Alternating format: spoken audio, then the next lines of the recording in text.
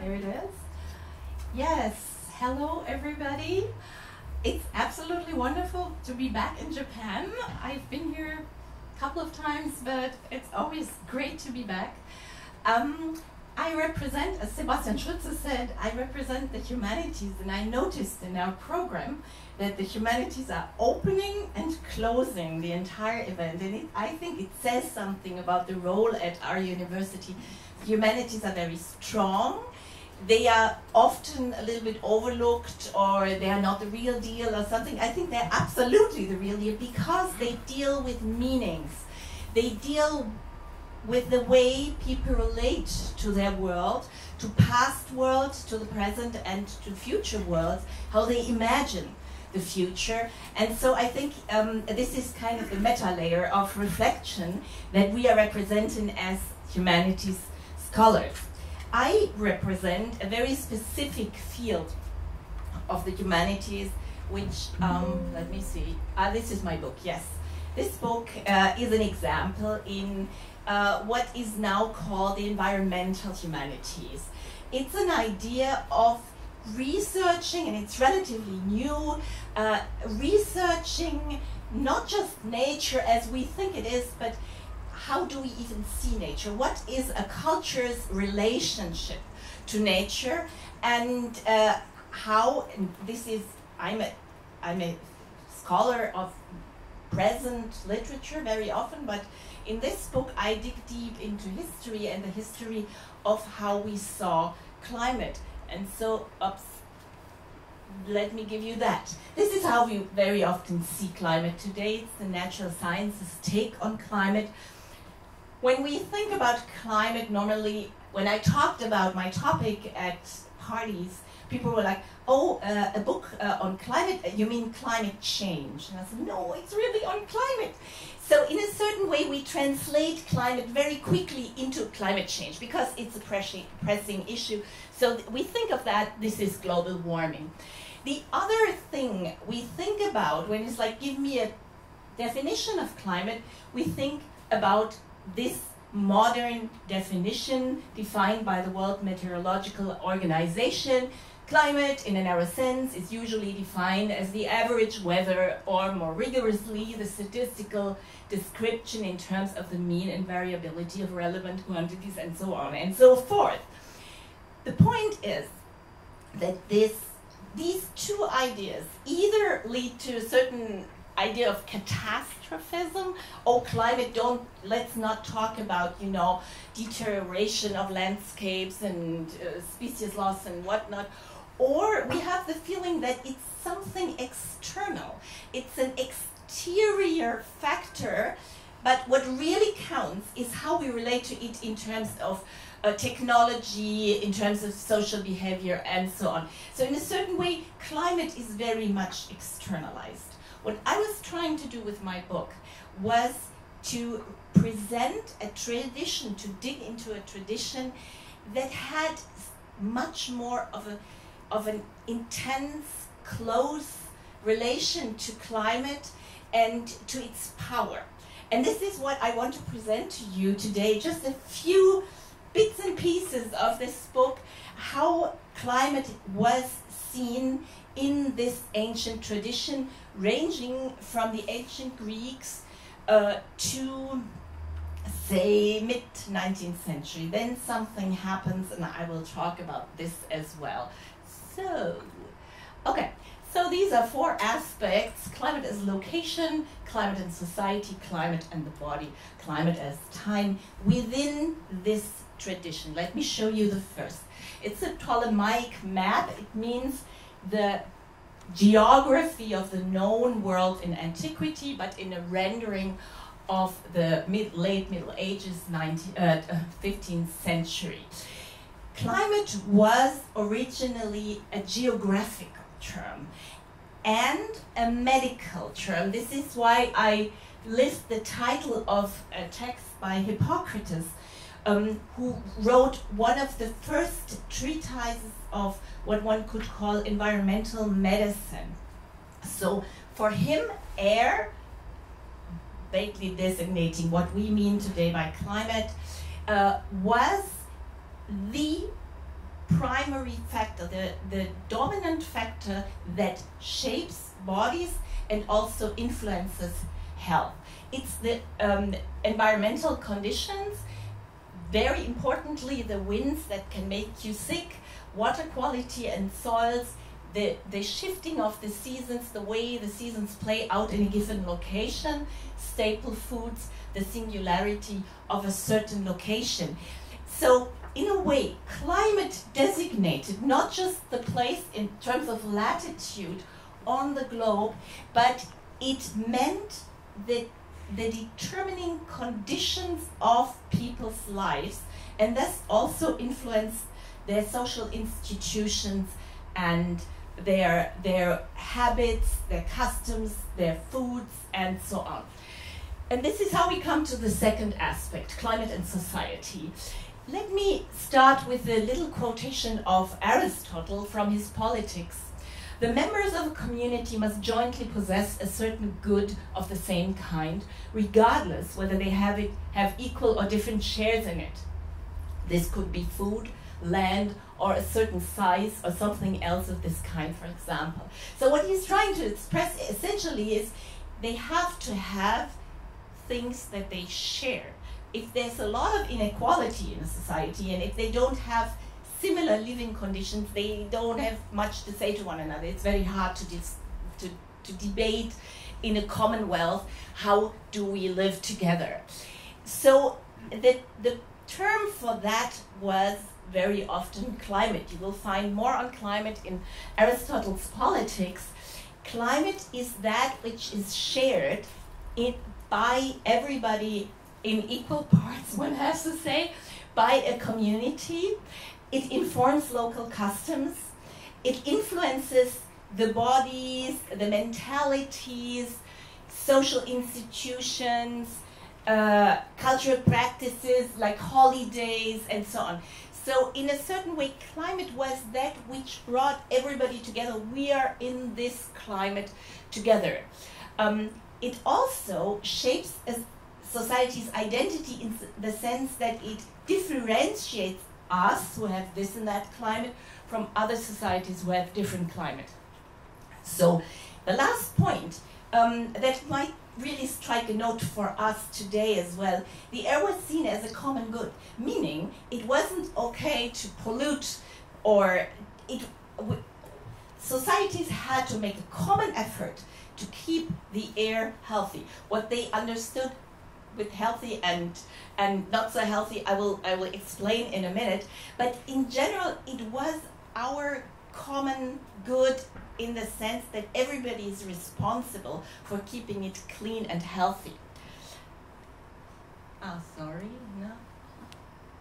Yeah, and this is also, or maybe one of the first thinkers who developed that in modernity is a Japanese thinker who was really very important for my project. It was Watsuji Tetsuo who gave me the idea to really write a cultural history. This is why I brought him here. The point that Watsuji makes is that not only a culture is very much influenced or is in a certain way a debate people have with their environment. It's a back and forth, but also they shape the way they live together through this engaging with the environment. Okay. Is that my class? Thank you. Man discovers himself in climate. You also had this idea that our subjectivity, the way we relate to ourselves, comes through an engagement with the weathers.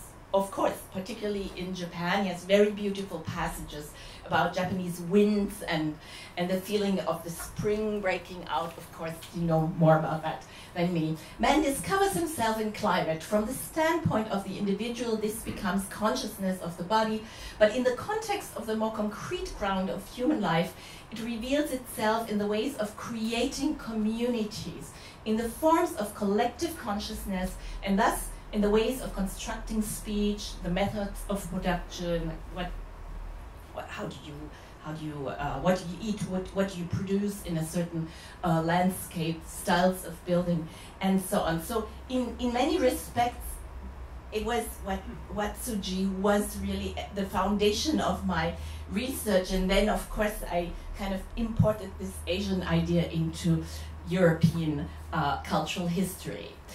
Third point, climate and the body. Again, a medieval image. It represents the 4 elements. It's the European, I know there's a theory of elements also in Asian philosophy. In this case, it's the 4 European elements. This is air, this is the earth, this is water, and this is fire. And what you see is a representation of the body steeped in these elements. The idea at the time was not the modern idea of a closed organism that is kind of closed off and has certain metabolic relations with, but think of the body as a sponge, and the elements flow through the body. So the body is an open body, it's open to the elements, and health is not thought as the absence of sickness, but as the ever changing and ever floating harmony or balance between the 4 elements. This makes, of course, these 4 elements, the environment, as we would call it today, and nobody at this time would have understood environment. It's like it's inside of us as much as it's outside of us. But the body, the soul, the affects, the emotions of people were thought of as affected deeply and shaped by what we would call today climate, meaning temperature, meaning the components of local air, so-called miasma, I will get to that, and also influenced by weather conditions. I think it's also a tradition in Asia that you think of winds as harmful or energizing. In Europe, this is all completely lost, this idea. That's why I thought it would make sense to bring it up again. So let me give you a little example of one specific health issue that was very, very strongly determining the relation of people that people had to air. These are 2 examples from the 18th century from France. One is a portrait of Madame de Pompadour, how would you say, like courtesan at the French court, and I'm not sure if you can see it, she's covered in flowers. So in a certain way, she is it's not just the portrait of a woman, it's the portrait of fragrance. She is the incarnation of good smells. Now on the other side here, you see it's called La Boussole des Vents, a compass of winds, but with winds, they are the bodily winds. And it's a very, very detailed map of the different, I have to pronounce it, the different kinds of fires. So you would say, what is going on in the 18th century? The 18th century, 17th century, old Europe was obsessed with smells. Why were they obsessed with smells? They thought that it's the air through so-called miasma that brings health and, first of all, more dangerously, sickness. So you have a historical sensitivity for smells, which you can see in visual art, but you can also see it in poems, in literature, in letters, in diaries, and so on. People perceive the quality of the air in a very, very intense way. So, how do we, yeah. And then lastly, of course, I had to make a brief allusion to the Japanese culture of the seasons. Climate as a conceptualization of time. We have that, I know it's very, very elaborate in Japan, but I will quickly go back to my field of expertise, which is European culture. It was the cycles of the climate in the seasons that gave shape to human time. These are two, if you will, allegories of the summer, made out of wheat and the products of the summer, and here the spring in forms of flowers. But I would like to point you to the two quotations that I have. I work with quotations. I know it's boring, but I'm in love with my texts. I'm a philologist. The first one is from Ovid's Metamorphoses, and I think it very much nails the idea of cyclical time as something where you can never keep anything. Everything changes, nothing perishes. Also, not only you cannot keep anything, nothing goes away. When we were just looking at the German pavilion, and it's about circular economy, and this is exactly the economic theory that you can take from Ovid. It's like, first of all, nothing comes out of thin air. You cannot keep it, but then you don't need it anymore. You want to throw it away. It's not going away. This is exactly the circular sense of time, but also of matter that you have expressed in the idea of the seasons. The other one is the idea of kairos. It's a Greek term that means the exact right moment. And this is from the Bible, from the Ancient Testament. There is a time, Ecclesiastes, there is a time for everything and a season for every activity under the heavens, a time to be born, a time to die, a time to plant and a time to uproot, a time to kill and a time to heal. It goes on and on and on. It's very famous in European culture. But again, the idea of the seasons, of climatic time, is really about obeying to the right moment. Nothing goes away, nothing comes back. We have to seize the right moment. So this is the tradition of climate that I was trying to dig out in my book. But as we know, and maybe more so in Europe than here, this is over. Climate is climate change, climate is a graph, climate is global warming, and so on. It's got nothing to do with bodies and health and seasons and so on. We tend to ignore the seasons. It's like, if we're sad in the winter, it's like, take vitamin D. It's not because nature is dead. So how did this all come to an end? And please don't misunderstand me as someone who is criticizing modern science, but science has, or the development of our worldview in many respects has something to do with it. The first nail in the coffin was modern meteorology and climatology, of which Austria in fact was one of the forerunners. One of the first research institutes was founded in 1851 in Vienna. Meteorology that defines climate as an average, not as an event, not as a state, not as an influence, but as something to be computed.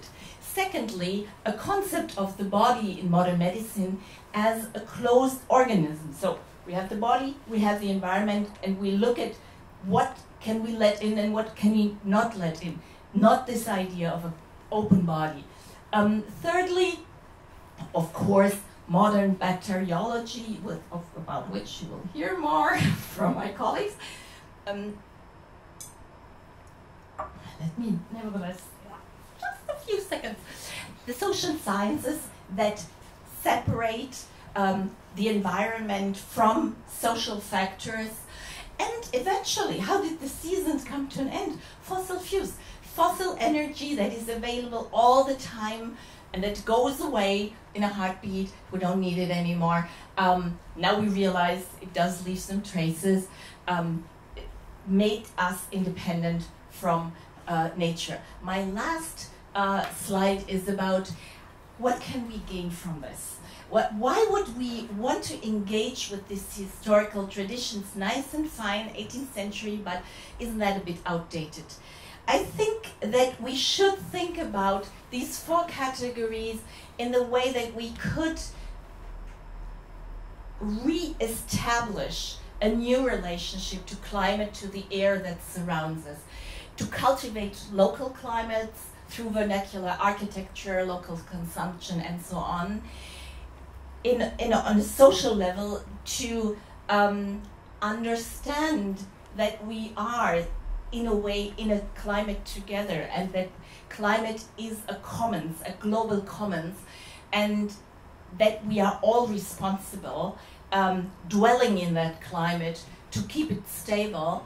The body, not as something that we have to protect from high or low temperatures, insulate our homes, but to really open our bodies and our experiences again to the weather that we're exposed to, and eventually, in terms of time, to live more. And I don't think I have to tell you Japanese that, because you do it so much more than we Europeans do, to live with the seasons instead of always thinking everything needs to be available all the time. The seasons are there, but it's a background. This is, I believe, what we can learn from this ancient tradition in order to re-establish a new relationship to climate that does not just reduce it to climate change. And now, last slide, and my only word in Japanese is, oh God, arigatou gozaimashita.